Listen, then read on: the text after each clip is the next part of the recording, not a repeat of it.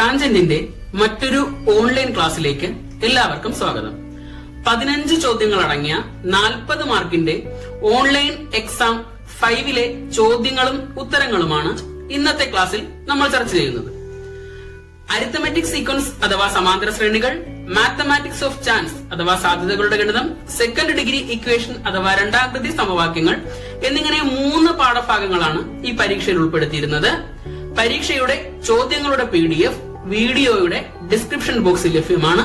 എല്ലാവരും ആ ചോദ്യങ്ങൾ ഡൗൺലോഡ് ചെയ്ത് ഉത്തരങ്ങൾ എഴുതി നോക്കുക. നമുക്ക് ആദ്യത്തെ ചോദ്യത്തിലേക്ക് കടക്കാം. ചോദ്യം ഇതാണ്: The algebraic form of an arithmetic sequence is 5n plus 3. What is the first term of the sequence? What will be the remainder if the terms of the sequence are divided by 5? ഒരു സമാന്തര ശ്രേണിയുടെ ബീജഗണിത രൂപം 5n plus 3 ആയാൽ ആദ്യ പദം കാണുക. ശ്രേണിയിലെ പദങ്ങളെ 5 കൊണ്ട് ഹരിക്കുമ്പോൾ കിട്ടുന്ന ശിഷ്ടം എത്രയാണ് എന്ന് കണ്ടുപിടിക്കുക. ഈ ചോദ്യത്തിന്റെ ഉത്തരം 2018 പ്രീവിയസ് ക്വസ്റ്റ്യൻ വീഡിയോയിൽ നമ്മൾ ഡിസ്കസ് ചെയ്തതാണ്. സംശയമുള്ളവർ ഒരിക്കൽ കൂടി ആ വീഡിയോ കണ്ട് ഉത്തരം മനസ്സിലാക്കുക. രണ്ടാമത്തെ ചോദ്യം: 2 unbiased coins are tossed together. Find the probability of getting both heads, both tails and one head and one tail. 2 നാണയങ്ങൾ ഒരുമിച്ച് ടോസ് ചെയ്താൽ രണ്ടും ഹെഡ് ആവാനുള്ള സാധ്യത എന്ത്? രണ്ടും ടെയിൽ ആകാനുള്ള സാധ്യത എന്ത്? ഒരു ഹെഡും ഒരു ടെയിലും ആകാനുള്ള സാധ്യത എന്ത്? 2 നാണയങ്ങൾ ഒരുമിച്ച് ടോസ് ചെയ്യുമ്പോഴുള്ള പോസിബിൾ ഔട്ട്കംസ് ഇവയാണ്. നമ്മൾ നാണയങ്ങൾ ടോസ് ചെയ്യുമ്പോൾ നമുക്ക് കിട്ടുന്നത് രണ്ടും ഹെഡ് ആവാം, ഒരു ഹെഡും ഒരു ടൈലും വരാം, ഒരു ടൈലും ഒരു ഹെഡും ആവാം, രണ്ടും ടൈലാവാം. അങ്ങനെ 4 ഔട്ട്കംസ് ആണ് നമുക്കുള്ളത്. നമ്മുടെ ആദ്യത്തെ ചോദ്യം: അതിൽ രണ്ടും ഹെഡ്സ് ആവാനുള്ള സാധ്യത എന്ത്? 4 ഔട്ട്കമുകളിൽ രണ്ടും ഹെഡ്സ് ആവുന്ന ഒരെണ്ണം മാത്രമേ ഉള്ളൂ. അതുകൊണ്ട് തന്നെ സാധ്യത 1/4 ആണ്. രണ്ടാമത്തെ ചോദ്യം: രണ്ടും ടെയിൽ ആവാനുള്ള സാധ്യത എന്ത്? 4 ഔട്ട്കമുകളിൽ രണ്ടും ടെയിൽ ആയിട്ടുള്ളത് 1 മാത്രമേ ഉള്ളൂ. സോ അവിടെയും പ്രോബബിലിറ്റി എന്ന് പറയുന്നത് 1/4 ആണ്. മൂന്നാമത്തെ ചോദ്യം: ഒരു ഹെഡും ഒരു ടൈലും ആവാനുള്ള സാധ്യത. ഒരു ഹെഡും ഒരു ടൈലും ആവുന്ന 2 എണ്ണം ഉണ്ട്. Head tile, tile head. അങ്ങനെ ടൈലും ഹെഡും ഓരോന്ന് വീതം വരുന്ന 2 ഔട്ട്കം ഉണ്ട്. അതുകൊണ്ട് പ്രോബബിലിറ്റി എത്രയാവും? 2/4 ആവും. നമ്മൾ ഇതിനെ വെട്ടിച്ചെറുതാക്കുമ്പോൾ നമുക്ക് 1/2 എന്ന് ഉത്തരം കിട്ടുന്നു. മൂന്നാമത്തെ ചോദ്യം: A man's age after 15 years will be the square of his age 15 years ago. Find the age. ഒരാളുടെ 15 വർഷത്തിന് ശേഷമുള്ള വയസ്സ് അയാളുടെ 15 വർഷങ്ങൾക്ക് മുൻപുള്ള വയസ്സിന്റെ വർഗമായാൽ അദ്ദേഹത്തിന്റെ വയസ്സ് എത്രയാണ്? ഉത്തരത്തിലേക്ക് കിടക്കാം. ആളുടെ ഇപ്പോഴത്തെ വയസ്സ് നമ്മൾ X എന്നെടുത്താൽ അദ്ദേഹത്തിന്റെ 15 വർഷങ്ങൾക്ക് മുമ്പുള്ള വയസ്സ് ഇപ്പോഴത്തെ വയസ്സിൽ നിന്ന് 15 കുറയ്ക്കുന്നതായിരിക്കും. അതുകൊണ്ട് 15 വർഷം മുമ്പത്തെ വയസ്സ് X - 15. ഇനി 15 വർഷങ്ങൾക്ക് ശേഷമുള്ള വയസ്സ് എന്ന് പറയുന്നത് ഇപ്പോഴുള്ള വയസ്സിനോട് 15 കൂട്ടുന്നതാണ്. സോ 15 വർഷത്തിന് ശേഷമുള്ള വയസ്സിനെ X + 15 എന്ന് എടുക്കാം. നമുക്ക് ചോദ്യത്തിൽ പറഞ്ഞിട്ടുണ്ട് 15 വർഷങ്ങൾക്ക് മുമ്പുള്ള വയസ്സിന്റെ വർഗമാണ് 15 വർഷത്തിന് ശേഷമുള്ള വയസ്സ്. അതുകൊണ്ട് തന്നെ നമുക്ക് X - 15 the whole square സമം X + 15 എന്ന് എഴുതാം.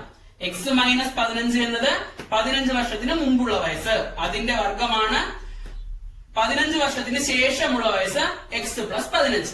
ഇതിൽ നിന്നും നമുക്ക് ഇത് A - B the whole square എന്ന രൂപത്തിലാണ്. അതുകൊണ്ട് തന്നെ A - B the whole square, A square - 2AB + B square നമ്മൾ വിപുലീകരിക്കുമ്പോൾ x² - 30x പ്ലസ് 25 സമം എക്സ് പ്ലസ് 15 എന്ന് കിട്ടുന്നു. അടുത്ത സ്റ്റെപ്പിൽ നമ്മൾ ഈ എക്സ് പ്ലസ് 15നെ കൂടെ സമത്തിന്റെ ലെഫ്റ്റ് സൈഡിലേക്ക് കൊണ്ടുവരുന്നു. എക്സ് പ്ലസ് 15 സമത്തിന് ഇപ്പുറത്ത് വരുമ്പോ മൈനസ് എക്സ് മൈനസ് 15 എന്നാവുന്നു. അപ്പൊ നമ്മുടെ equation X square minus 30x plus 225 plus X ഇപ്പുറത്ത് വന്നത് മൈനസ് എക്സ് പ്ലസ് 15 ഇപ്പുറത്ത് വന്നത് മൈനസ് 15 സമം ഇവിടെ ഇനി ഒന്നും ഇല്ലാത്തത് കൊണ്ട് നമ്മൾ 0 കൊടുത്തു. ഇനി മൈനസ് 30xൽ നിന്ന് മൈനസ് എക്സ് കുറയ്ക്കുമ്പോൾ, അതായത് മൈനസ് 30x മൈനസ് എക്സ് സമം എത്രയാവും?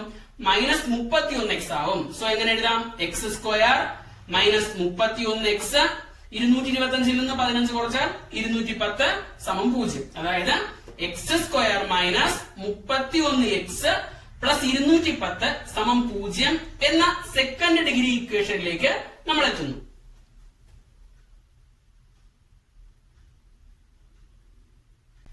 ഈ രണ്ടാമത്തെ സമവാക്യത്തിൽ നിന്ന് നമുക്ക് എയുടെ വില 1 എന്ന് കിട്ടും. അതായത് എക്സ് സ്ക്വയറിന്റെ കോഎഫിഷ്യന്റ് ആണ് എ യുടെ വില 1, എക്സിന്റെ കോഎഫിഷ്യന്റ് ആണ് ബി യുടെ വില മൈനസ് 31, സി എന്നത് 210 ആണ്.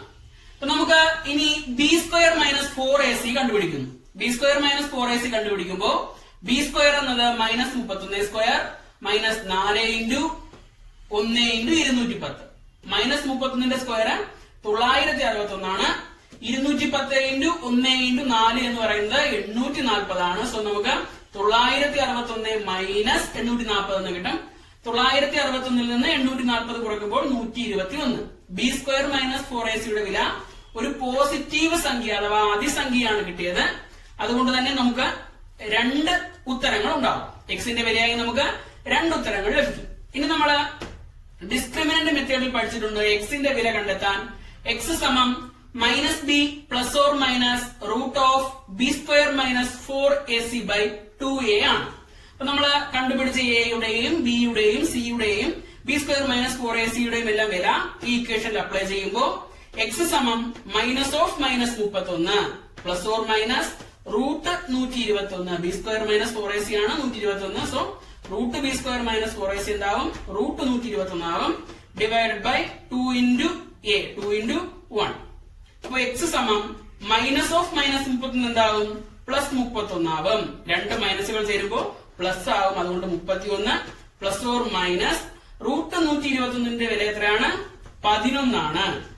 അപ്പോ 31 plus or minus 11 divided by 2. ഇവിടെ നിന്ന് നമ്മൾ എക്സ് കണ്ടുപിടിക്കുമ്പോ എക്സ് സമം 31 പ്ലസ് 11 ബൈ 2 ഓർ എക്സ് സമം 31 മൈനസ് 11 ബൈ 2. കാരണം നമുക്കിവിടെ പ്ലസിലും മൈനസിലും 2 വില ഉണ്ടാവും. അതുകൊണ്ട് 2 ഉത്തരങ്ങളും നമ്മൾ കണ്ടെത്തണം. ഇവിടെ നിന്ന് എക്സ് സമം 31 പ്ലസ് 11 42. 42 ബൈ 2 ചെയ്യുമ്പോൾ നമുക്ക് എത്ര കിട്ടും? 21 കിട്ടും. അതുപോലെ തന്നെ എക്സ് സമം 31 മൈനസ് 11 ബൈ 2. 31 മൈനസ് 11 എത്രയാണ്? 20 ആണ്. 20 ബൈ 2 10 കിട്ടും. അപ്പൊ നമുക്ക് ഈ രണ്ടാമത്തെ സമവാക്യത്തെ സോൾവ് ചെയ്തപ്പോൾ എക്സിന് 2 വിലകൾ കിട്ടി. എക്സ് സമം 21 എന്നും എക്സ് സമം 10 എന്നും. ഇതില് 10 എന്നുള്ള വില നമുക്ക് എടുക്കാൻ പറ്റില്ല. കാര്യം ആളുടെ വയസ്സ് 10 ആണെങ്കിൽ നമുക്ക് 15 വർഷത്തിന് മുമ്പുള്ള വയസ്സ് കിട്ടില്ല. കാരണം 10 വയസ്സുള്ള ആളിന് 15 വർഷം മുമ്പ് ഇത്ര വയസ്സുണ്ടെന്ന് നമുക്ക് പറയാൻ പറ്റാത്തതുകൊണ്ട് 10 എന്നുള്ള ഉത്തരം ഇവിടെ കറക്റ്റ് ആവില്ല. അപ്പൊ പിന്നെ ആളുടെ വയസ്സ് എത്രയാണ്? 21 വയസ്സാണ്. ആളുടെ ഇപ്പോഴത്തെ വയസ്സ് 21. 15 വർഷങ്ങൾക്ക് മുമ്പ് ആളിന് എത്ര വയസ്സുണ്ടാവും? 6 വയസ്സ്. 15 വർഷങ്ങൾക്ക് ശേഷം എത്ര വയസ്സുണ്ടാവും? 36 വയസ്സ്. അപ്പൊ നോക്കിക്കഴിഞ്ഞാൽ 6ന്റെ സ്ക്വയർ ആണ് 36. അപ്പൊ നമുക്ക് കിട്ടുന്നത് ആളിന്റെ ഇപ്പോഴത്തെ വയസ്സ് 21 എന്ന് കിട്ടുന്നു. നാലാമത്തെ ചോദ്യം, consecutive numbers of an arithmetic sequence is k+1, 2k+1, 13. Then find the values of k. ഒരു സമാന്തര ശ്രേണിയുടെ തുടർച്ചയായ പദങ്ങളാണ് k+1, 2k+1, 13 എന്നിവ. എങ്കിൽ kയുടെ വില കണക്കാക്കുക. നമുക്ക് ഉത്തരത്തിലേക്ക് കിടക്കാം. ഒരു സമാന്തര ശ്രേണിയുടെ ആദ്യത്തെ 3 പദങ്ങൾ k+1, 2k+1, 13 എന്നിവയാണ്. നമ്മള് അരിത്തമെറ്റിക് സീക്വൻസിൽ പഠിച്ചിട്ടുണ്ട്. ഒരു സമാന്തര ശ്രേണിയുടെ ആദ്യത്തെ 3 പദങ്ങൾ എ, ബി, സി ഇവ ആയാൽ മധ്യപദമായ ബി എന്ന് പറയുന്നത് എ പ്ലസ് സി ബൈ 2 ആയിരിക്കും. അതായത് മധ്യപദം ബി ആദ്യത്തെ പദത്തിന്റെയും മൂന്നാമത്തെ പദത്തിന്റെയും തുകയുടെ പകുതി ആയിരിക്കും. അപ്പൊ ആ ഒരു ആശയം വെച്ചുകൊണ്ട് നമ്മൾക്ക് എങ്ങനെ എഴുതാം? 2k plus 1 മധ്യപദം 2k plus 1 equal to k plus 1 plus 13 divided by 2. 2k plus 1 നമ്മള് ഈ സമത്തിന് ഇപ്പുറത്തുള്ള രണ്ടിനെ കൂടെ ലെഫ്റ്റ് സൈഡിൽ കൊണ്ടുവന്ന് ഗുണിക്കുന്നു. അപ്പൊ എങ്ങനെയാവും? 2 into 2k plus 1 എന്നാവും. ഈ സൈഡിൽ എന്ത് ബാക്കിയുണ്ട്? k plus 1 plus 13 14. അപ്പൊ k plus 14. ഈ രണ്ടും കൊണ്ട് അകത്തേക്ക് ഗുണിക്കുമ്പോ 2 into 2k 4k 2 into 1 2. So 4k plus 2. ഇവിടെ k plus 14 തന്നെയാണ്. ഇനി നമ്മൾ ചെയ്യുന്നു, k ഉള്ള പദങ്ങളെല്ലാം സമത്തിന്റെ ഒരു വശത്തും നമ്പർ പാർട്ടുള്ള സമത്തിന്റെ മറ്റേ ഭാഗത്തുമാക്കുന്നു. അപ്പൊ എന്ത് ചെയ്യും? ഈ സൈഡിലെ k നമ്മൾ ഇപ്പുറത്ത് കൊണ്ടുവരുമ്പോ അത് മൈനസ് കെ ആവും. 4k minus K. ഈ പ്ലസ് 2 സമത്തിന് ഇപ്പുറത്ത് പോകുമ്പോ മൈനസ് 2 ആവും. സോ 4k മൈനസ് കെ സമം 14 മൈനസ് 2. 4k മൈനസ് കെ എത്ര കിട്ടും? 3k. 3k സമം 14 മൈനസ് 2 12. അപ്പൊ 3k സമം 12. അതിൽ നിന്ന് k കണ്ടുപിടിക്കുമ്പോ k സമം 12 ഡിവൈഡഡ് ബൈ 3. 12 ഡിവൈഡ് ബൈ 3 എത്രയാണ്? 4. നമുക്ക് k യുടെ വില എത്ര കിട്ടി? 4 എന്ന് കിട്ടി. അപ്പൊ k യുടെ വില 4 കിട്ടി കഴിഞ്ഞാൽ നമുക്ക് ഈ സീക്വൻസിലെ പദങ്ങൾ ഏതൊക്കെയാണെന്ന് കണ്ടുപിടിച്ചൂടെ? ഇവിടെ kക്ക് പകരം എന്ത് ചെയ്യണം? 4 കൊടുക്കണം. k കാണുന്ന സ്ഥലത്തെല്ലാം 4 കൊടുക്കണം. ഇവിടെ kക്ക് 4 കൊടുക്കുമ്പോൾ 4 പ്ലസ് 1 5. ആദ്യത്തെ പദം എത്ര കിട്ടും? 5. ഇവിടെ kക്ക് 4 കൊടുക്കുമ്പോൾ 2 ഗുണം 4 8. 8 പ്ലസ് 1 9. രണ്ടാം പദം 9. മൂന്നാം പദം 13. അപ്പൊ ഈ ശ്രേണിയിലെ പദങ്ങൾ ഏതൊക്കെയാണ്? 5 9 13. അഞ്ചാമത്തെ ചോദ്യം. In the figure m is the center of the large circle. A smaller circle is drawn with the diameter as the radius of the larger circle as shown in the figure. Without looking into the figure, a point is marked. A question: what is the probability that the point is inside the smaller circle? B question: what is the probability that the point is outside the smaller circle? ചിത്രത്തിൽ m വലിയ വൃത്തത്തിന്റെ കേന്ദ്രമാണ്. വലിയ വൃത്തത്തിന്റെ ആരത്തിനെ വ്യാസമായി എടുത്ത് ചെറിയ വൃത്തം വരച്ചിരിക്കുന്നു. ചിത്രത്തിൽ നോക്കാതെ ഒരു കുത്തിട്ടാൽ അത് ചെറിയ വൃത്തത്തിന് ഉള്ളിലാകാനുള്ള സാധ്യത എന്ത്? അത് ചെറിയ വൃത്തത്തിന് പുറത്താകാനുള്ള സാധ്യത എന്ത്? ഈ ചോദ്യത്തിന്റെ ഉത്തരം മാത്തമാറ്റിക്സ് ഓഫ് ചാൻസ് അഥവാ സാധ്യതകളുടെ ഗണിതം എന്ന പാഠത്തിലെ പാർട്ട് 5 വീഡിയോയിൽ മൂന്നാമത്തെ ചോദ്യത്തിന്റെ ഉത്തരമായി നൽകിയിട്ടുണ്ട്. ഡൗട്ട് ഉള്ളവർ ആ വീഡിയോ ഒരിക്കൽ കൂടി കണ്ട് ഡൗട്ട് ക്ലിയർ ചെയ്യേണ്ടതാണ്. ആറാമത്തെ ചോദ്യം. How many consecutive natural numbers from 1 should be added to get 465? ഒന്നിനോട് തുടർച്ചയായ എത്ര എണ്ണൽ സംഖ്യകൾ കൂട്ടിയാൽ 465 കിട്ടും? ഉത്തരത്തിലേക്ക് കടക്കാം. തുടർച്ചയായ എണ്ണൽ സംഖ്യകളുടെ തുക കണ്ടെത്താനുള്ള ഇക്വേഷൻ നമ്മൾ പഠിച്ചിട്ടുണ്ട്. തുക എന്ന് പറയുന്നത് n into n plus 1 by 2 ആണ്. എണ്ണൽ സംഖ്യകളുടെ തുക കണ്ടെത്താനുള്ള ഇക്വേഷൻ എന്താണ്? n into n plus 1 by 2. അപ്പൊ നമുക്കിവിടെ തുക എത്രയാണ് എന്ന് ചോദ്യത്തിൽ തന്നിട്ടുണ്ട്. 465 ആണ് തുക. അത് എത്ര സംഖ്യകളുടേതാണ് എന്നാണ് നമ്മൾ കണ്ടെത്തേണ്ടത്. അതായത് എന്നിന്റെ വാല്യൂ എത്ര എന്നാണ് നമ്മൾ കണ്ടെത്തേണ്ടത്. അപ്പൊ നമ്മൾ ആദ്യം ഇക്വേഷൻ എടുത്ത് എഴുതി. n into n plus 1 by 2 equal to 465. അതിൽ നിന്ന് നമ്മൾ ഈ ഡിവൈഡ് ചെയ്തേക്കുന്ന രണ്ടിനെ സമത്തിനപ്പുറത്ത് കൊണ്ടുപോയി ഗുണിക്കുന്നു. അപ്പൊ എങ്ങനെയാവും? n into n plus 1 സമം 930. 930 എങ്ങനെ കിട്ടി? ഇവിടെ ഡിവൈഡ് ചെയ്തിരുന്ന രണ്ടിനെ നമ്മൾ സമത്തിനപ്പുറത്ത് കൊണ്ടുപോയപ്പോ എന്ത് ചെയ്തു? അത് ഗുണിക്കാനായി 465 ഗുണം 2 930 ആണ്. ഇനി നമ്മൾ എന്ത് ചെയ്തു? ഈ n കൊണ്ട് അകത്തേക്ക് ഗുണിക്കുന്നു. ബ്രാക്കറ്റിനകത്തുള്ള ഓരോ സംഖ്യയെയും ഗുണിക്കുന്നു. അപ്പൊ n into n n square, n into 1 n square plus n സമയം എന്ത് കിട്ടി? 930. അടുത്ത സ്റ്റെപ്പായി നമ്മൾ ഈ 930നെ സമത്തിന്റെ ലെഫ്റ്റ് സൈഡിലേക്ക് കൊണ്ടുവരുന്നു. അപ്പോ n സ്ക്വയർ പ്ലസ് n 930 സമത്തിന് ഇപ്പുറത്ത് വരുമ്പോ എന്തായി? മൈനസ് 930 സമം 0. അപ്പൊ നമുക്കൊരു സെക്കൻഡ് ഡിഗ്രി ഇക്വേഷൻ കിട്ടി. n square plus n minus 930 സമം 0. ഇനി നമ്മള് ഡിസ്ക്രിമിനന്റ് മെത്തേഡ് ഉപയോഗിച്ച് ഇവിടെ നിന്ന് n ന്റെ വില കണ്ടുപിടിക്കുന്നു. നമ്മൾ മുമ്പത്തെ ക്വസ്റ്റ്യനിലൊക്കെ എക്സ് ആണ് കണ്ടുപിടിച്ചത്. ഇവിടെ നമ്മൾ എന്ത് കണ്ടുപിടിക്കുന്നു? എൻ. എക്സ് ആയാലും എൻ ആയാലും ഒരുപോലെ തന്നെയാണ്, രണ്ടും ചരങ്ങളാണ്. അപ്പൊ നമുക്ക് ഇവിടെ നിന്ന് എൻ കണ്ടുപിടിക്കാം. നമ്മൾ ഡിസ്ക്രിമിനന്റ് മെത്തേഡ് ഉപയോഗിക്കുമ്പോൾ എയുടെ വില എത്രയാണ്? 1 ആണ്. എൻ സ്ക്വയറിന്റെ കോഎഫിഷ്യന്റ് ആണ് എ. എയുടെ വില 1. എന്നിന്റെ കോഎഫിഷ്യന്റ് ആണ് ബി. അത് എത്രയാണ്? 1. ഇനി സി എത്രയാണ്? -930. നമ്മൾ ബി സ്ക്വയർ മൈനസ് 4ac കണ്ടുപിടിക്കുന്നു. ഇവിടെ എല്ലാം വില കൊടുക്കുമ്പോൾ ബി സ്ക്വയർ എന്നത് 1 സ്ക്വയർ, 1 സ്ക്വയർ മൈനസ് 4 ഇൻറ്റു എയുടെ വില 1 ഇൻറ്റു സിയുടെ വില -930. അപ്പൊ നമുക്ക് 1 മൈനസ് -930 ഇൻറ്റു 4 എത്ര കിട്ടും? -3720 കിട്ടും. ഇങ്ങനെ രണ്ട് മൈനസ് ചേർന്ന് വന്നാൽ അത് എന്തായിട്ട് മാറും? പ്ലസ് ആയിട്ട് മാറും. സോ 1 പ്ലസ് 3720 എന്നാവും. 1ഉം 3720 കൂടെ കൂട്ടിയാൽ എത്ര കിട്ടും? 3721 എന്ന് കിട്ടി. അപ്പൊ നമുക്ക് ബി സ്ക്വയർ മൈനസ് 4ac യുടെ വില എത്ര കിട്ടി? 3721. അതൊരു പോസിറ്റീവ് നമ്പർ ആണ്. അതുകൊണ്ട് തന്നെ ഇവിടെ എത്ര സൊല്യൂഷൻസ് ഉണ്ടാവും? 2 സൊല്യൂഷൻസ് ഉണ്ടാവും. അതായത് നമുക്ക് എന്നിന് 2 വിലകൾ കിട്ടും. അപ്പൊ നമ്മൾ അതേ ഇക്വേഷൻ ഉപയോഗിച്ച് ഇവിടെ n കണ്ടുപിടിക്കുന്നു.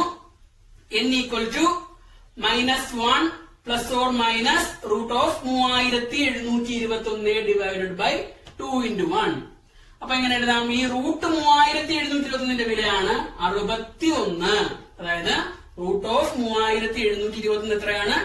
61 ആണ്. അപ്പൊ നമ്മൾ ആ വില കൊടുക്കുന്നു.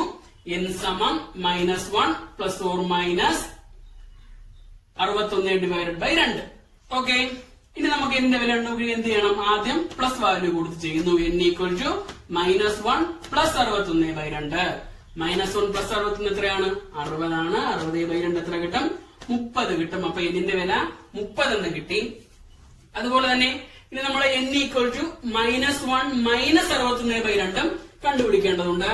-1 മൈനസ് 61 എത്രയാണ്? -62 ആണ്. അപ്പൊ n ഈക്വൽ ടു -62 ബൈ 2 കിട്ടും. -62 ബൈ 2 -31 ആണ്. അപ്പൊ നമുക്ക് ഇവിടെ 2 വിലകൾ കിട്ടി, 30ഉം -31ഉം. മൈനസ് വില നമ്മളിവിടെ ഉപയോഗിക്കില്ല, നമുക്ക് പോസിറ്റീവ് വാല്യൂ മതി. അപ്പൊ എത്രയാണ് ഉത്തരം? 30 ആണ് ഉത്തരം. ആദ്യത്തെ 30 എണ്ണൽ സംഖ്യകളുടെ തുകയാണ് എത്ര? 465. 7ാമത്തെ ചോദ്യം. Consider the arithmetic sequence -46, -42, -38, etc. How many terms added from first to get the sum 0? -46, -42, -38, etc. എന്ന സമാന്തര ശ്രേണി പരിഗണിക്കുക. ആദ്യം മുതലുള്ള എത്ര പദങ്ങൾ കൂട്ടിയാൽ തുക 0 കിട്ടും? ഉത്തരത്തിലേക്ക് കടക്കാം. നമ്മുടെ ചോദ്യത്തിൽ തന്നിരിക്കുന്ന അരിത്തമെറ്റിക് സീക്വൻസ് -46, -42, -38, etc. ആണ്. അപ്പൊ നമ്മൾ ആ സമാന്തര ശ്രേണിയിൽ നിന്നും അതിന്റെ ആദ്യ പദം f കണ്ടെത്തുന്നു. എത്രയാണ്? -46. ഇനി നമുക്ക് ശ്രേണിയുടെ പൊതുവ്യത്യാസം d കണ്ടെത്തണം. d കണ്ടെത്താൻ 2ാം പദത്തിൽ നിന്ന് ആദ്യ പദം കുറയ്ക്കുന്നു. -42 -46. 2 മൈനസ് ചേർന്ന് വരുമ്പോൾ എന്താവും? പ്ലസ് ആവും. സോ -42 പ്ലസ് 46 എത്ര കിട്ടും? 4 കിട്ടും. ഈ ശ്രേണിയുടെ പൊതുവ്യത്യാസം നമുക്ക് 4 എന്ന് കിട്ടി. ആദ്യ പദം -46 ആണ്. ഇനി ചോദ്യത്തിൽ പറഞ്ഞിരിക്കുന്നു ഈ ശ്രേണിയിലെ എത്രയോ പദങ്ങളുടെ തുക 0 എത്ര പദങ്ങളുടെ തുകയാണെന്നാണ് നമ്മൾ കണ്ടെത്തേണ്ടത്. അപ്പൊ നമ്മൾ പഠിച്ചിട്ടുണ്ട് ഒരു സമാന്തര ശ്രേണിയുടെ തുക കണ്ടെത്താനുള്ള equation n/2 into 2f plus n-1 into d ആണ്. ഈ തുക എത്രയാണ്? 0 ആണ്. അപ്പൊ നമ്മള് ആ ഇക്വേഷനില് നമുക്ക് അറിയുന്ന എഫിന്റെയും ഡിയുടെയും വിലകൾ കൊടുക്കുന്നു. n/2 into 2f 2 into -46 plus n-1 into d. ഡിക്ക് പകരം എത്ര എഴുതി? 4 എഴുതി. ഓക്കെ, ഇനി 2 ഗുണം -46 എത്രയാണ്? -92 ആണ്. 4-നകത്ത് ഗുണിക്കുമ്പോ എന്താകും? 4n-4 ആവും. So n/2 into -92 plus 4n-4 സമം 0. ഇനി ഈ ഡിവൈഡ് ചെയ്തേക്കുന്ന 2നെ നമ്മൾ സമത്തിനിപ്പുറത്ത് കൊണ്ടുപോയി ഗുണിക്കുന്നു. 2 സമത്തിനപ്പുറത്ത് പോയി 0-നോട് ഗുണിക്കുമ്പോ എന്താകും? 0 മാറും. അതുകൊണ്ടാണ് ഇവിടെ ഈ /2 ഒഴിവാക്കിയത്. 2 ഇപ്പുറത്ത് കൊണ്ട് ഗുണിച്ച് 0 മാറി. അപ്പോ n × 4n - 46 = 0. അടുത്ത സ്റ്റെപ്പായിട്ട് നമ്മൾ എന്നിനെ ബ്രാക്കറ്റിനകത്തേക്ക് ഗുണിക്കുന്നു. n × 4n 4n square, n × -96 -96n, 4n square -96n = 0. അപ്പോ ഈ രണ്ടാമത്തെ സമവാക്യത്തിന്റെ n സ്ക്വയറിന്റെ ഗുണോത്തരം 4 ആണ്. അപ്പൊ നമുക്ക് ചെയ്യാൻ എളുപ്പത്തിന് വേണ്ടി നമ്മൾ ഈ ഇക്വേഷനെ മൊത്തം 4 കൊണ്ട് ഡിവൈഡ് ചെയ്യുന്നു.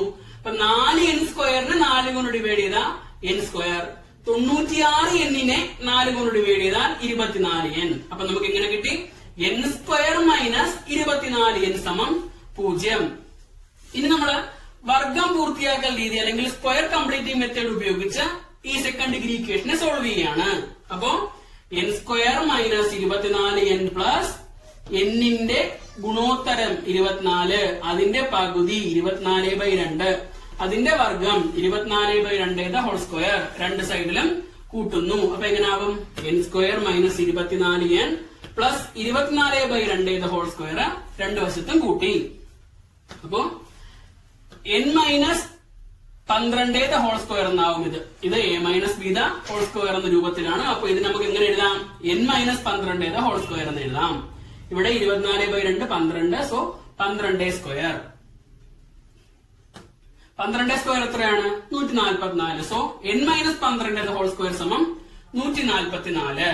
ഇനി എന്ത് ചെയ്യും? നമ്മൾ രണ്ട് വശത്തും സ്ക്വയർ റൂട്ട് എടുക്കുന്നു. അതായത് n -12 ഹോൾ സ്ക്വയറിന്റെയും റൂട്ട് എടുക്കണം, 144ന്റെയും റൂട്ട് എടുക്കണം. ഇതിന്റെ റൂട്ട് എടുക്കുമ്പോൾ എത്ര കിട്ടും? n -12. 144ന്റെ റൂട്ട് എടുക്കുമ്പോൾ 12 ആണ്. അതായത് 12ന്റെ സ്ക്വയർ ആണ് 144. അതുകൊണ്ട് 144ന്റെ റൂട്ട് എത്രയാണ്? 12 ആണ്. അപ്പൊ നമുക്ക് n -12 = 12 കിട്ടി. ഇവിടെ n കണ്ടുപിടിക്കാൻ എന്ത് ചെയ്യണം? എന്റെ കൂടെയുള്ള ഈ -12നെ സമത്തിനപ്പുറത്ത് കൊണ്ടുപോകണം. അപ്പൊ -12 എന്താവും? +12 ആവും. n = 12, ഈ -12 അപ്പുറത്ത് +12, n = 12 + 12 = 24. അപ്പോ ആദ്യത്തെ എത്ര സംഖ്യകളുടെ തുകയാണ് നമുക്ക് 0 കിട്ടിയത്? 24 പദങ്ങളുടെ തുകയാണ് 0. എട്ടാമത്തെ ചോദ്യം, natural numbers from 1 to 30 are written on paper slips and kept in a box.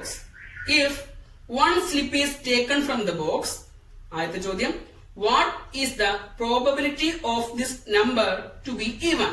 Second question, what is the probability of this number to be a multiple of 3? C question, what is the probability of this number to be a multiple of 3 and 5? Fourth question, what is the probability that this number be a natural number? 1 മുതൽ 30 വരെയുള്ള എണ്ണൽ സംഖ്യകൾ paper കഷ്ണങ്ങളിൽ എഴുതി ഒരു ബോക്സിൽ ഇട്ടിരിക്കുന്നു. അതിൽ നിന്നും ഒരു പേപ്പർ എടുത്താൽ അതിലെ സംഖ്യ ഇരട്ട സംഖ്യ ആവാനുള്ള സാധ്യത എന്ത്? ബി ക്വസ്റ്റ്യൻ, 3ന്റെ ഗുണിതമാവാനുള്ള സാധ്യത എന്ത്? സി ക്വസ്റ്റ്യൻ, 3ന്റെയും 5ന്റെയും ഗുണിതമാകാനുള്ള സാധ്യത എന്ത്? ഡി ക്വസ്റ്റ്യൻ, എണ്ണൽ സംഖ്യ ആവാനുള്ള സാധ്യത എന്ത്? ഉത്തരത്തിലേക്ക് കടക്കാം. 1 മുതൽ 30 വരെയുള്ള നാച്ചുറൽ നമ്പേഴ്സ് ആണ് സ്ലിപ്പിൽ എഴുതിയിരിക്കുന്നത്. നമുക്ക് അതിൽ നിന്നും ആദ്യം ഈവൻ നമ്പേഴ്സ് ഏതൊക്കെയാണെന്ന് നോക്കാം. 2, 4, 6, 8, 10, 12, 14, 16, 18, 20, 22, 24, 26, 28, 30 എന്നിവയാണ് ഈ സ്ലിപ്പിലെ ഇരട്ട സംഖ്യകൾ. എത്ര എണ്ണം ഉണ്ട്? 15 എണ്ണം ഉണ്ട്. ഇനി 3ന്റെ ഗുണിതങ്ങൾ, അതായത് മൾട്ടിപ്പിൾ ഓഫ് 3 ഏതൊക്കെയാണെന്ന് നോക്കാം. 3, 6, 9, 12, 15, 18, 21, 24, 27, 30 എത്ര എണ്ണം ഉണ്ട്? മൾട്ടിപ്പിൾ ഓഫ് 3 10 എണ്ണം ഉണ്ട്. 3ന്റെ ഗുണിതങ്ങളായ 10 സംഖ്യകളാണുള്ളത്. ഇനി അതില് 3ന്റെയും 5ന്റെയും ഗുണിതങ്ങൾ ഏതൊക്കെ ഉണ്ടെന്ന് നോക്കണം. 3ന്റെയും 5ന്റെയും ഗുണിതങ്ങളായി കോമൺ ആയി വരുന്നത് 15ഉം 30ഉം ആണ്. വേറെ സംഖ്യകളൊന്നും 3ന്റെയും 5ന്റെയും ഗുണിതങ്ങളായി വരില്ല. അപ്പൊ അത് എത്ര എണ്ണം ഉണ്ട്? 2 എണ്ണം ഉണ്ട്. ഇനി നമുക്ക് ഉത്തരം ചെയ്യാം. ആദ്യം കണ്ടുപിടിക്കേണ്ടത് പ്രോബബിലിറ്റി ഓഫ് ഈവൻ നമ്പേഴ്സ്. എത്ര ഈവൻ നമ്പേഴ്സ് ഉണ്ട്? 15 എണ്ണം. ആകെ എത്ര നമ്പർ ഉണ്ട്? 30 എണ്ണം. അപ്പൊ പ്രോബബിലിറ്റി എങ്ങനെ ആകും? 15/30. അതിനെ വെട്ടി ചെറുതാക്കുമ്പോൾ നമുക്ക് എത്ര കിട്ടും? 1/2. രണ്ടാമത്തെ ചോദ്യം, 3ന്റെ ഗുണിതമാവാനുള്ള സാധ്യത. 3ന്റെ ഗുണിതം എത്ര എണ്ണം ഉണ്ട് നമ്മൾ കണ്ടുപിടിച്ചിട്ടുണ്ട്? 10 എണ്ണം. അപ്പൊ പ്രോബബിലിറ്റി എങ്ങനെ വരും? 10/30. അതിനെ വെട്ടി ചെറുതാക്കുമ്പോൾ എത്ര കിട്ടും? 1/3.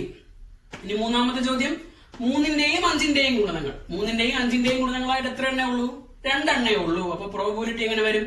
2/30. അതിനെ വെട്ടി ചെറുതാക്കുമ്പോൾ നമുക്ക് 1/15 കിട്ടും. ഇനി അവസാനത്തെ ചോദ്യം, നാച്ചുറൽ നമ്പർ ആവാനുള്ള സാധ്യത. 1 മുതൽ 30 വരെയുള്ള എല്ലാം നാച്ചുറൽ നമ്പേഴ്സ് ആണ്. അപ്പൊ സാധ്യത എങ്ങനെ വരും? 30/30. 30/30 എത്രയാണ്? 1. 9ാമത്തെ ചോദ്യം, sum of first n terms of an arithmetic sequence is 8n² plus 5n. A question, find the sequence. B question, find the sum of first 20 times. C question, write the algebraic expression of the sequence.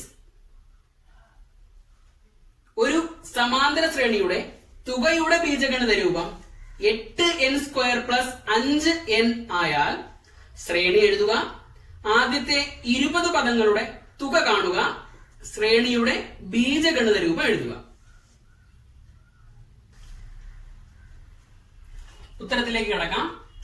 Algebraic expression of the sum, അതായത് തുകയുടെ ബീജഗണിതമാണ് 8n² plus 5n. അപ്പൊ നമുക്ക് തുകയുടെ ബീജഗണിതത്തിൽ നിന്ന് ആദ്യ പദവും പൊതുവ്യത്യാസവും കണ്ടുപിടിക്കാം. ഇതിലെ n² കോഎഫിഷ്യന്റിന് നമ്മൾ a എന്നും n കോഎഫിഷ്യന്റിനെ b എന്നും എടുക്കുന്നു. അപ്പൊ a = 8, b = 5. ആദ്യ പദം എന്ന് പറയുന്നത് a plus b ആണ്. 8ഉം 5ഉം കൂടി കൂട്ടുമ്പോൾ നമുക്ക് എത്ര കിട്ടും? 13. ഈ ശ്രേണിയുടെ ആദ്യ പദം എത്ര കിട്ടി? 13 കിട്ടി. ഇനി പൊതുവ്യത്യാസം എന്ന് പറയുന്നത് 2 into a ആണ്. 2a ഗുണം a, 2a ഗുണം 8 = 16. അപ്പൊ നമുക്ക് ശ്രേണിയുടെ ആദ്യ പദം 13 എന്നും പൊതുവ്യത്യാസം 16 എന്നും കിട്ടി. ആദ്യ പദവും പൊതുവ്യത്യാസവും കിട്ടിയാൽ നമുക്ക് ശ്രേണി എഴുതാൻ പറ്റും. ശ്രേണി എഴുതുമ്പോൾ എങ്ങനെ കിട്ടും? 13, രണ്ടാം പദം 13 + 16 29, മൂന്നാം പദം 29 + 16 45, നാലാം പദം 61 എക്സെട്ര എന്ന് നമുക്ക് ശ്രേണി കിട്ടി. ഇനി നമ്മളോട് പറഞ്ഞിരിക്കുന്നത് ആദ്യത്തെ 20 പദങ്ങളുടെ തുക കണ്ടെത്താനാണ്. നമുക്ക് തുകയുടെ ബീജഗണിതം അറിയാം.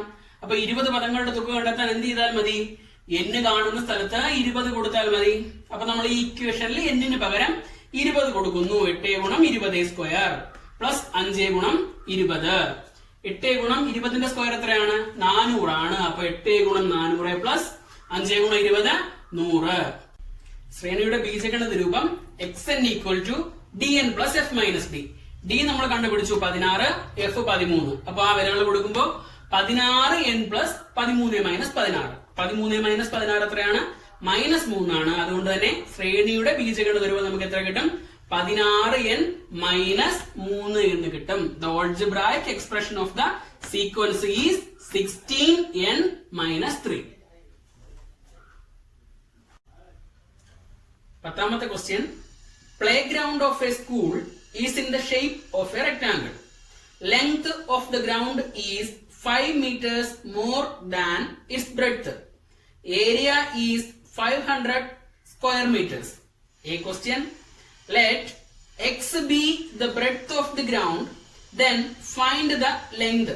B question, find the length and breadth of the ground. ഒരു സ്കൂളിന്റെ കളിസ്ഥലം ചതുരാകൃതിയിലാണ്. കളിക്കളത്തിന്റെ നീളം വീതിയേക്കാൾ 5 മീറ്റർ കൂടുതലാണ്. കളിസ്ഥലത്തിന്റെ ചുറ്റളവ് 500 m² ആണ്. ആദ്യത്തെ ചോദ്യം, വീതി x എന്നെടുത്താൽ നീളം എത്രയാകും? ബി ക്വസ്റ്റ്യൻ, കളിസ്ഥലത്തിന്റെ നീളവും വീതിയും കണക്കാക്കുക. ഉത്തരത്തിലേക്ക് കടക്കാം.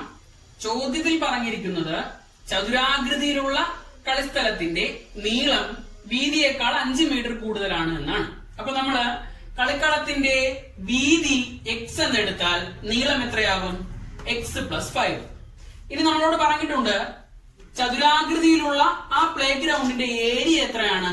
500 m² ആണ്. അപ്പൊ നമുക്ക് ചതുരത്തിന്റെ ഏരിയ അല്ലെങ്കിൽ പരപ്പളവ് കണ്ടുപിടിക്കാൻ അറിയാം. ഏരിയ എന്ന് പറയുന്നത് L × B, ലെങ്ത് × ബ്രെഡ്ത്ത് ആണ്. സോ L × B = 500 എന്ന് എഴുതാം. നമ്മൾ ലെങ്തിനെ x + 5 എന്നും ബ്രെഡ്ത്തിനെ x എന്നും കണ്ടുപിടിച്ചിട്ടുണ്ട്. അപ്പൊ അത് ഇവിടെ കൊടുത്തു കഴിഞ്ഞാൽ x × x + 5 എങ്ങനെ എഴുതാം? 500. ഇനി ഈ x കൊണ്ട് ബ്രാക്കറ്റിനകത്തുള്ള ഓരോ നമ്പറിനെയും ഗുണിക്കുന്നു. x × x x² plus x × 5 5x. x² + 5x = 500. അടുത്ത സ്റ്റെപ്പായി ഈ 500നെ നമ്മൾ സമത്തിന്റെ ലെഫ്റ്റ് സൈഡിലേക്ക് കൊണ്ടുവരുന്നു. അപ്പൊ എങ്ങനെയായി? X square plus 5x minus 500 equal to 0. നമുക്ക് ഇങ്ങനെ ഒരു സെക്കൻഡ് ഡിഗ്രി ഇക്വേഷൻ കിട്ടി. X square plus 5x minus 500 equal to 0 എന്ന രണ്ടാംകൃതി സമവാക്യത്തിൽ എയുടെ വില എത്രയാണ്? 1 ആണ്. എക്സ് സ്ക്വയറിന്റെ കോഎഫിഷ്യന്റ് ആണ് എയുടെ വില 1, ബിയുടെ വില എത്രയാണ്? 5, സി എത്രയാണ്? മൈനസ് 500. ഇനി നമ്മള് ഡിസ്ക്രിമിനന്റ് മെത്തേഡ് ഉപയോഗിച്ച് ബി സ്ക്വയർ മൈനസ് 4ac യുടെ വില കണ്ടെത്തുന്നു. ബി സ്ക്വയർ എന്നുള്ളത് 5 സ്ക്വയർ ആവും, മൈനസ് 4 ഇൻറ്റു 1 ഇൻറ്റു മൈനസ് 500. 5ന്റെ square 25, minus 4 into minus 500 plus 2000 ആണ്. മൈനസ് 4 ഇൻറ്റു മൈനസ് 500 എത്രയാണ്? പ്ലസ് 2000. 2000 പ്ലസ് 25 നമുക്ക് എത്ര കിട്ടും? 2025 എന്ന് കിട്ടി. ബി സ്ക്വയറിന്റെ വാല്യൂ 2025 എന്ന് കിട്ടി. അതൊരു പോസിറ്റീവ് നമ്പർ ആണ്. അതുകൊണ്ട് തന്നെ എക്സിന് എത്ര വില ഉണ്ടാവും? എക്സിന് 2 വിലകൾ ഉണ്ടാവും. നമുക്ക് ആ വിലകൾ ഇനി കണ്ടുപിടിക്കണം. അപ്പൊ നമുക്കറിയാവുന്ന ഇക്വേഷൻ എക്സ് സമം, അതായത് ഒരു സെക്കൻഡ് ഡിഗ്രി ഇക്വേഷനിലെ എക്സിന്റെ വില കണ്ടുപിടിക്കാൻ ഏത് ഇക്വേഷൻ അറിയാം നമുക്ക്? X equal to minus b plus or minus root of b square minus 4ac by 2a. ആ വിലകൾ നമ്മൾ ഇവിടെ കൊടുക്കുമ്പോൾ എക്സ് സമയം എങ്ങനെ എഴുതാം? മൈനസ് ബി എന്നുള്ളത് minus 5 plus or minus root b square minus 4ac എത്രയാവും? Root 2025 divide by 2 × 1. റൂട്ട് 2025ന്റെ വില എത്രയാണ്? 45 ആണ്. റൂട്ട് ഓഫ് 2025 സമയം എത്രയാണ്? 45 ആണ്. അപ്പൊ നമ്മൾ 45 എന്നുള്ള വില അവിടെ കൊടുത്തു കഴിഞ്ഞാൽ എക്സ് സമം minus 5 plus or minus 45 by 2. ഇതിൽ നിന്ന് നമുക്ക് എക്സിന് 2 വിലകൾ കണ്ടുപിടിക്കണമല്ലോ. അപ്പൊ ആദ്യം എക്സ് സമം minus 5 plus 45 by 2. Minus 5 plus 45 എത്രയാവും? 40 ആവും. 40 ബൈ 2 എത്രയാണ്? 20. എക്സിന്റെ വില ആദ്യം എത്ര കിട്ടി? 20 കിട്ടി. ഇനി നമുക്ക് ഒരു ഉത്തരം കൂടെ ഉണ്ടല്ലോ. എക്സ് സമം minus 5 minus 45 by 2. Minus 5 minus 45 എത്ര കിട്ടും? മൈനസ് 50 ആണ്. മൈനസ് 50 ബൈ 2 എത്രയാണ്? മൈനസ് 25 ആണ്. അപ്പൊ എക്സിന് നമുക്ക് കിട്ടിയ വിലകൾ ഏതൊക്കെയാണ്? 20 ഉം 25. ഇതിൽ മൈനസ് ആയിട്ടുള്ള അല്ലെങ്കിൽ നെഗറ്റീവ് ആയിട്ടുള്ള വില നമ്മൾ എടുക്കേണ്ട ആവശ്യമില്ല. നമുക്ക് പോസിറ്റീവ് ആയിട്ടുള്ള വില മാത്രം മതി. എക്സിന്റെ വില എത്രയാണ്? 20. നമ്മളിവിടെ ബ്രെഡ്ത്ത് ആണ് എക്സ് എടുത്തത്. അപ്പൊ വീതിയാണ് എക്സ്. അത് എത്രയാണ്? 20. നീളം വീതിയേക്കാൾ 5 കൂടുതലല്ലേ? അപ്പൊ 20 പ്ലസ് 5 25. എങ്ങനെ കിട്ടും? വീതി 20 എന്നും നീളം 25 എന്നും കിട്ടും. 11ാമത്തെ ചോദ്യം. There are 20 terms in an arithmetic sequence. Sum of the first and last term is 88. A question. What is the sum of second and 19th term? B question. If the 10th term is 42, what is the 11th term? C question. What is the common difference of the sequence? D question. What is the first term? ഒരു സമാന്തര ശ്രേണിയിൽ 20 പദങ്ങളുണ്ട്. ആദ്യ പദത്തിന്റെയും അവസാന പദത്തിന്റെയും തുക 88 ആണ്. ആദ്യത്തെ question. രണ്ടാം പദത്തിന്റെയും 19ാം പദത്തിന്റെയും തുകയുണ്ട്. B question. 10ാം പദം 42 ആയാൽ 11ാം പദം എത്ര? C question. പൊതുവ്യത്യാസം കാണുക. D question. ആദ്യ പദം കണ്ടെത്തുക. ഈ ചോദ്യത്തിന്റെ ഉത്തരം നമ്മൾ 2018 പ്രീവിയസ് ക്വസ്റ്റ്യൻ വീഡിയോയിൽ ഡിസ്കസ് ചെയ്തതാണ്. 12ാമത്തെ ചോദ്യം. If the terms of the arithmetic sequence 2/9, 3/9, 4/9, 5/9, etc. are represented as x1, x2, x3, etc. Then A question. Find x1 plus x2 plus x3. B question. Find x4 plus x5 plus x6. C question. Find the sum of first 9 numbers. D question. What is the sum of first 300 terms? 2/9, 3/9, 4/9, 5/9 എന്ന സമാന്തര ശ്രേണിയിലെ പദങ്ങളെ x1, x2, x3 എന്നിങ്ങനെ എഴുതിയാൽ ആദ്യത്തെ ചോദ്യം x1 plus x2 plus x3 എത്രയാണ്? രണ്ടാമത്തെ ചോദ്യം x4 plus x5 plus x6 എത്രയാണ്? C question. ആദ്യത്തെ 9 പദങ്ങളുടെ തുക കാണുക. D question. ആദ്യത്തെ 300 പദങ്ങളുടെ തുക കാണുക. ഉത്തരത്തിലേക്ക് കടക്കാം. നമുക്ക് തന്നിരിക്കുന്ന സമാന്തര ശ്രേണി 2/9, 3/9, 4/9, 5/9 എക്സെട്ര. നമ്മളോട് ആദ്യം പറഞ്ഞിരിക്കുന്നത് ആദ്യ 3 സംഖ്യകളുടെ തുക കാണണം. അതായത് 2/9, 3/9, 4/9 ആണ് ആദ്യത്തെ 3 സംഖ്യകൾ. ഇവയുടെ തുക കാണുമ്പോൾ നമ്മൾ എടുത്ത് എഴുതി. നമുക്ക് ഈ എല്ലാ ഭിന്നസംഖ്യകളുടെയും ഛേദം എത്രയാണ്? 9 ആണ്. ഡിനോമിനേറ്റർ 9 ആണ്. അതേപോലെ എഴുതി. ഡിനോമിനേറ്റർ കോമൺ ആയിട്ട് എഴുതിയ ശേഷം, അല്ലെങ്കിൽ ഡിനോമിനേറ്റർ കോമൺ ആണെങ്കിൽ, എല്ലാ സംഖ്യകളുടെയും ഛേദം തുല്യമാണെങ്കിൽ ഛേദം പൊതുവായ ഛേദമായി എഴുതി അംശങ്ങൾ കൂട്ടി എഴുതിയാൽ മതി. അപ്പോ 9 ഛേദമായി എഴുതി. 2 + 3 + 4, 2 + 3 5, 5 + 4 9. 9/9 എത്രയാണ്? 1. ആദ്യത്തെ 3 സംഖ്യകളുടെ തുക എത്ര കിട്ടും? 1. ഇനി രണ്ടാമത്തെ ക്വസ്റ്റ്യൻ ആയി ചോദിച്ചിരിക്കുന്നത് അടുത്ത 3 സംഖ്യകൾ, അതായത് 4-മത്തെയും 5-മത്തെയും 6-മത്തെയും സംഖ്യകളുടെ തുക എത്ര കിട്ടുമെന്നാണ്. അവിടെയും നമ്മൾ സംഖ്യകൾ എടുത്ത് എഴുതി. ഛേദം എത്രയാണ്? 9 തന്നെയാണ്. പൊതുവായ ഛേദമായതുകൊണ്ട് ഛേദം അതേപോലെ എടുത്ത് എഴുതി. അംശം കൂട്ടി എഴുതണം. 5 + 6 + 7, 5 + 6 11, 11 + 7 18. 18/9 എത്ര കിട്ടും?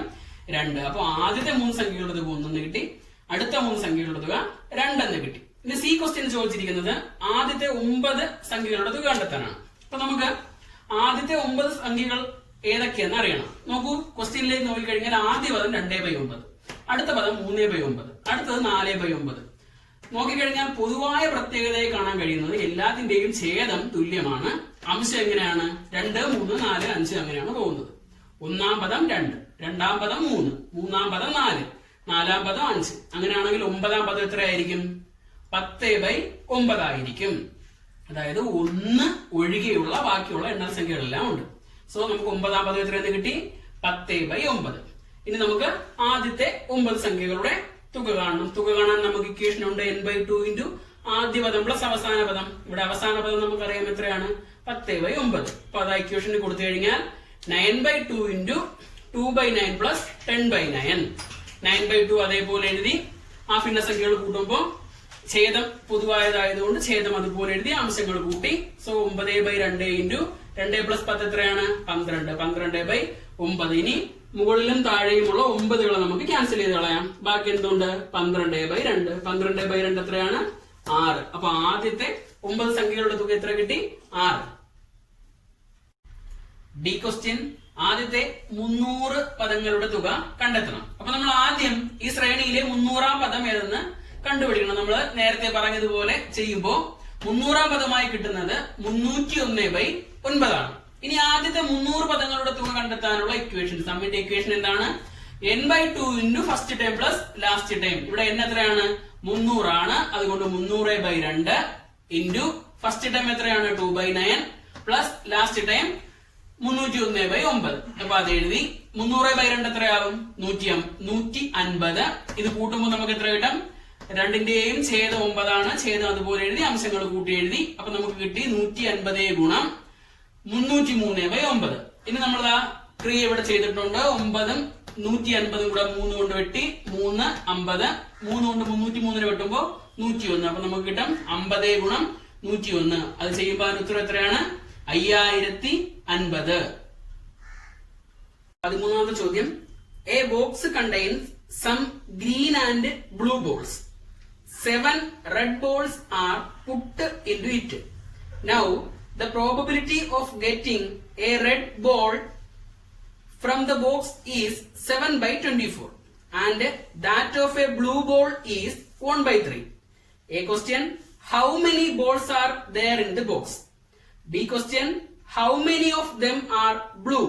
C question, what is the probability of getting a green ball? ഒരു ബോക്സിൽ കുറച്ച് പച്ച പന്തുകളും നീല പന്തുകളും ഉണ്ട്. അതിലേക്ക് 7 ചുവന്ന പന്തുകൾ കൂടി ഇട്ടു. അപ്പോൾ ചുവന്ന പന്ത് കിട്ടാനുള്ള സാധ്യത 7/24, നീല പന്ത് കിട്ടാനുള്ള സാധ്യത 1/3 ആയി. ആദ്യ ചോദ്യം, ബോക്സിൽ ആകെ എത്ര പന്തുകളുണ്ട്? ബി ക്വസ്റ്റ്യൻ, എത്ര നീല പന്തുകളുണ്ട്? സി ക്വസ്റ്റ്യൻ, പച്ച പന്ത് കിട്ടാനുള്ള സാധ്യത എത്ര? ഉത്തരത്തിലേക്ക് കടക്കാം. നമുക്ക് ചോദ്യത്തിൽ തന്നിട്ടുണ്ട് ഒരു ബോക്സിൽ കുറച്ച് നീല പന്തുകളും പച്ച പന്തുകളും ഉണ്ട്. അതിലേക്ക് 7 ചുവന്ന പന്തുകൾ കൂടി ഇട്ടപ്പോൾ ചുവന്ന പന്ത് കിട്ടാനുള്ള സാധ്യത എത്രയായി? 7/24 ആയി. നോക്ക്, ഇട്ട ചുവന്ന പന്തുകളുടെ എണ്ണം 7 ആണ്.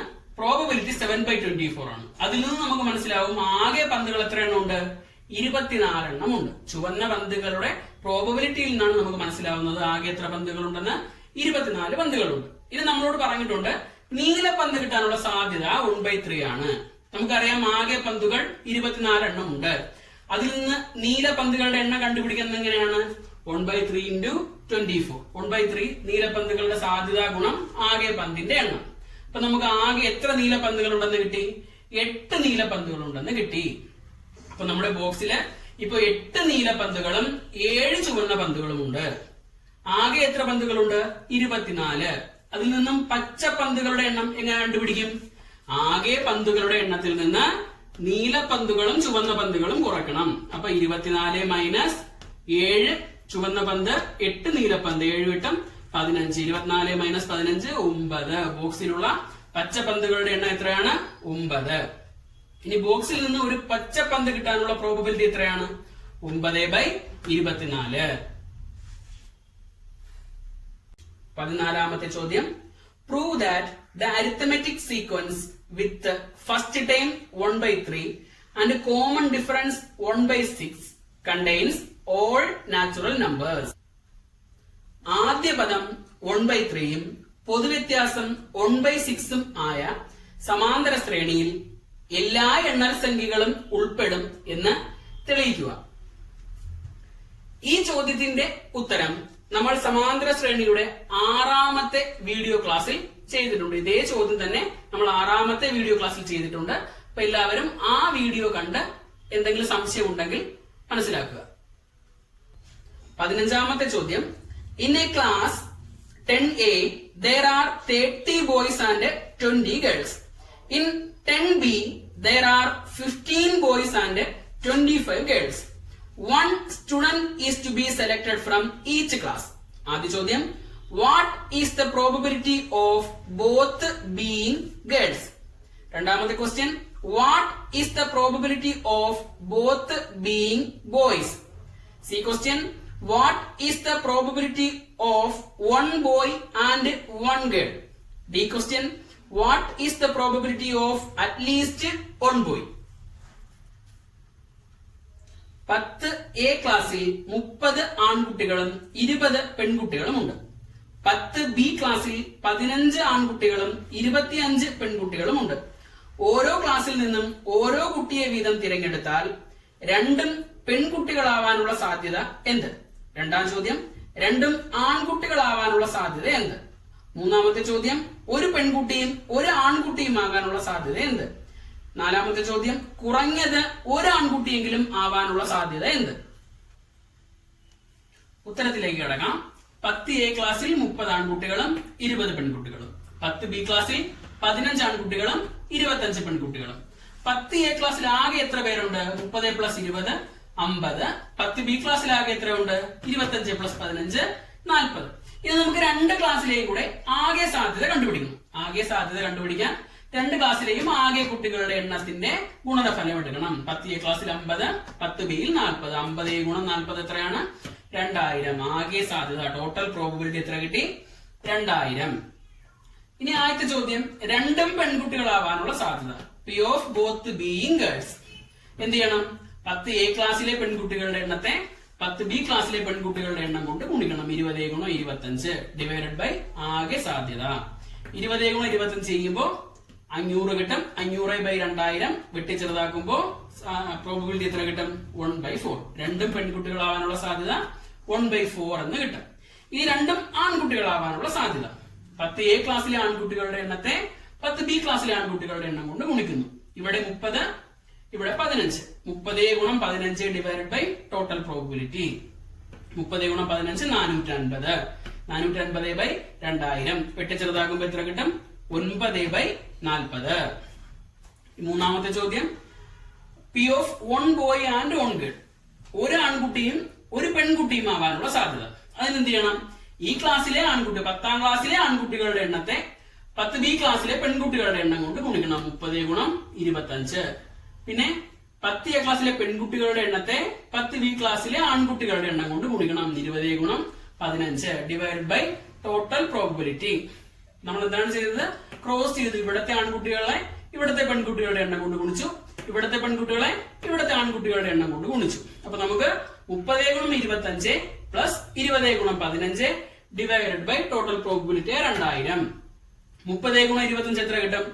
750. 20 ഗുണം 15 എത്ര കിട്ടും? 300. 750 പ്ലസ് 300 2000. 750 പ്ലസ് 300 എത്ര കിട്ടും? 1050. 1050 ഡിവൈഡഡ് ബൈ 2000 വെട്ടി ചെറുതാക്കുമ്പോൾ നമുക്ക് എത്ര കിട്ടും? 21/40. ഇനി ചോദിച്ചിരിക്കുന്നു അറ്റ്ലീസ്റ്റ് 1 ബോയ്, ഏറ്റവും കുറഞ്ഞത് ഒരു ആൺകുട്ടിയെങ്കിലും കിട്ടണം. അപ്പൊ ഏറ്റവും കുറഞ്ഞത് ഒരു ആൺകുട്ടിയെങ്കിലും കിട്ടണം എന്ന് വെച്ചാൽ എന്താണ്? 2 പേരെ എടുക്കുമ്പോ ഒന്നുകിൽ 2 പേരും ആണാവണം, അല്ലെങ്കിൽ ഒരെണ്ണമെങ്കിലും ആൺകുട്ടിയാവണം. വേറൊരു കണക്കിൽ പറഞ്ഞാൽ എങ്ങനെയാണ്? 2 പേരെ എടുക്കുമ്പോ അതില് ഒരു പെൺകുട്ടി പോലും ഉണ്ടാവാതിരുന്നാ പോരെ? പി ഓഫ് അറ്റ്ലീസ്റ്റ് 1 ബോയ് എന്ന് പറയുമ്പോ എന്താണ്? നമ്മൾ 2 പേരെ എടുത്തു കഴിഞ്ഞാൽ ആ 2-ല് ഏറ്റവും കുറഞ്ഞത് ഒരു ആൺകുട്ടിയെങ്കിലും ഉണ്ടാവണം. കുറച്ചുകൂടെ വ്യക്തമായി പറഞ്ഞാൽ ആ 2 പേരില് ആരുണ്ടാവരുത്? പെൺകുട്ടികൾ ആരും ഉണ്ടാവരുത്. അപ്പൊ നമുക്കത് കണ്ടുപിടിക്കാൻ എന്ത് ചെയ്യണം? ടോട്ടൽ പ്രോബിലിറ്റി 1 എവിടെയും ടോട്ടൽ പ്രോബിലിറ്റി 1. ആ 1-ൽ നിന്ന് 2 പെൺകുട്ടികളാവാനുള്ള പ്രോബിലിറ്റി കുറച്ചാൽ പോരെ? അപ്പൊ ടോട്ടൽ പ്രോബിലിറ്റി 1-ൽ നിന്ന് 2 പെൺകുട്ടികളാവാനുള്ള പ്രോബിലിറ്റി 1/4 നമ്മൾ കുറയ്ക്കുന്നു. 1 മൈനസ് 1/4. 1 മൈനസ് 1/4 ചെയ്യുമ്പോൾ എത്ര കിട്ടും? 3/4. അപ്പൊ അറ്റ്ലീസ്റ്റ് 1 ബോയ്, ഏറ്റവും കുറഞ്ഞത് ഒരു ആൺകുട്ടിയെങ്കിലും ആവാനുള്ള സാധ്യത എത്ര കിട്ടി? 3/4 എന്ന് കിട്ടി.